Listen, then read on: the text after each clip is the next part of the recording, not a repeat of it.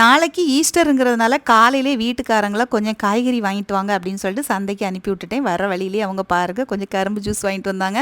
வந்த உடனே கரும்பு ஜூஸை குடிச்சிட்டு தான் அடுத்து வேலை பார்க்குறது அப்படின்னு சொல்லிட்டு ஏற்கனவே நானும் அண்ணி என்ன பண்ணிகிட்ருக்கோம் அப்படின்னு பார்த்தீங்கன்னா, காய்கறி வரப்போகுதுன்னு தெரிஞ்ச உடனே வீட்டில் இருக்கிற கொஞ்சம் பழைய சின்ன வெங்காயம் பூண்டெல்லாம் கொஞ்சோண்டு இருந்துச்சு தான், எல்லாத்தையும் க்ளீன் பண்ணி உரிக்க ஆரம்பிச்சிட்டேன். அதை முடிச்சுட்டு இருக்கும்போதே இவங்களும் காய்கறி எல்லாமே வாங்கிட்டு வந்துட்டாங்க.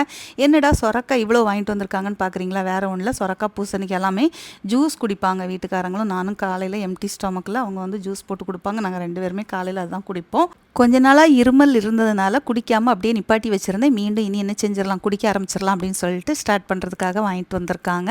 அப்புறம் எல்லாம் க்ளீன் பண்ணி எடுத்து வச்சுட்டு நாளைக்கு இனி கறியெல்லாம் எடுக்கிறதுனால இன்றைக்கே நம்ம க்ளீன் பண்ணி எல்லாமே இஞ்சி பூண்டு எல்லாமே உரித்து க்ளீன் பண்ணி எடுத்துட்டோம். நாளைக்கு கொஞ்சம் ஈஸியாக இருக்கும் பார்த்தீங்களா. எங்களுக்கு தான் கரும்பு ஜூஸ் வாங்கிட்டு வந்தாங்கன்னு பார்த்தாச்சுன்னா, நம்ம செல்ல பிள்ளைகள் 2 பேருக்குமே வெண்ணிலா ஐஸ்கிரீம் வாங்கிட்டு வந்தாங்க. 2 பேரும் அழகாக குடிக்கிறாங்க. பாருங்கள் எப்படி குடிக்கிறாங்க.